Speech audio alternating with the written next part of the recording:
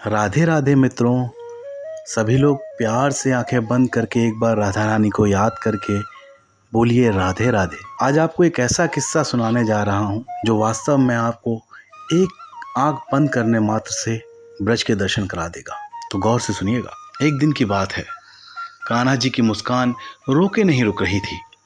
अकेले ही महल की छत पर बैठे हुए थे श्री कृष्ण। दूर आकाश में चांद को निहारते जा रहे थे और मंद मंद मुस्कुराते जा रहे थे।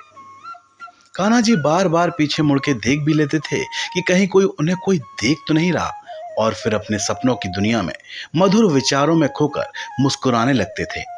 अचानक उसी समय अर्जुन वहां पर आ गए। अपने सखा श्री कृष्ण को अकेले मुस्कुराता देखकर अर्जुन ने उनके आनंद में विघ्न डालना उचित नहीं समझा और चुपचाप एकांत में खड़े होकर प्रभु लीला के दर्शन करने लगे। अर्जुन सोचने लगे, आखिर कान्हा को इस चांद में ऐसा क्या नजर आ रहा है जो ये इतना मुस्कुरा रहे हैं। और फिर अर्जुन ने नजरें उठाकर चंद्रमा की ओर देखा, जो पूर्ण प्रकाश में होकर अपनी मनमोहक किरणें फैला रहा था। एक वातावरण को मन में प्रसन्न करने वाला बना रहा था। और जब गौर से देखा तो वो आश्चर्यचकित रह गए। चांद में अर्जुन को साक्षात श्री राधा रानी के दर्शन होने लगे। श्री राधे भी यमुना जी के किनारे बैठी यमुना जी की श्याम वर्ण लहरों में अपने सांवरे के दर्शन कर रही थी और मुस्कुराती भी जाती थी और कान्हा जी से बातें भी करती जाती थी। राधे रानी बोली, देखो रहे हो कान्हा, आपके सखा अर्जुन चुपचाप हमारी बातें सुन रहे हैं। सुना आपने?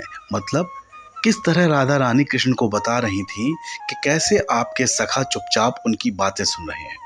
श्री राधे यमुना जी की लहरों में अपना हाथ लहराते हुए बोली। कान्हा जी बोले, अर्जुन से तो कुछ छुपा ही नहीं राधे, वो तो बस मेरे आनंद में विघ्न उत्पन्न करना नहीं चाहता।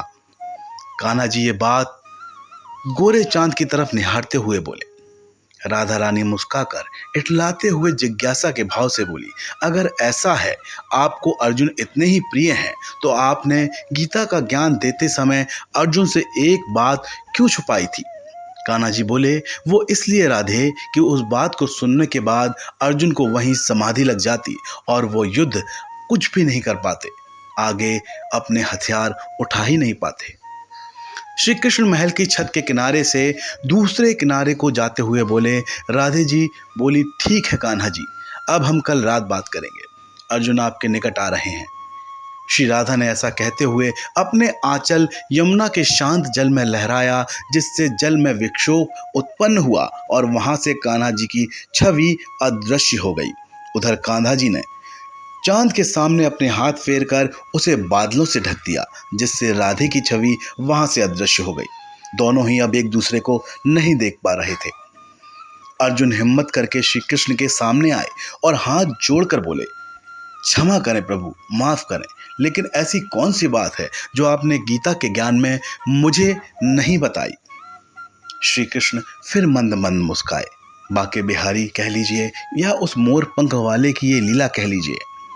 उन्होंने अर्जुन को आखिरकार बताया और कहा, क्या याद है अर्जुन कि एक बार मैंने तुमसे कहा था कि मैं तुमसे उस ज्ञान को कहूंगा जिसको जान लेने के बाद कुछ और जानना शेष नहीं रह जाता, और जिसे जान लेने के बाद मानव का वेदों से उतना ही प्रयोजन रह जाता है जितना सागर मिलने के बाद छोटे तालाब से। और इतना कहकर मैं चुप रह गया था। हाँ प्रभु, मुझे याद है, आप वेदों का सार बताते बताते चुप हो गए थे। अर्जुन ने विस्मित होकर कहा। श्री कृष्ण ने आकाश की ओर देखा। चांद पूरी तरह से छुप चुका था। फिर अर्जुन के कंधे पर हाथ रखकर बोले, राधा नाम ही सब वेदों का सार है अर्जुन। श्री राधे की कृपा से ये जान लेने के बाद और कुछ जानना शेष नहीं रह जाता। बस राधे ही एकमात्र जानने योग्य हैं। श्री राधा नाम जपने मात्र से ही मनुष्य सब वेदों का पार लेता है। और इस प्रकार गीता के पूर्ण ज्ञान को पाकर अर्जुन समाधि अवस्था के योग्य हुए और जपते रहे, श्री राधे श्री राधे श्री राधे श्री राधे श्री राधे राधे राधे।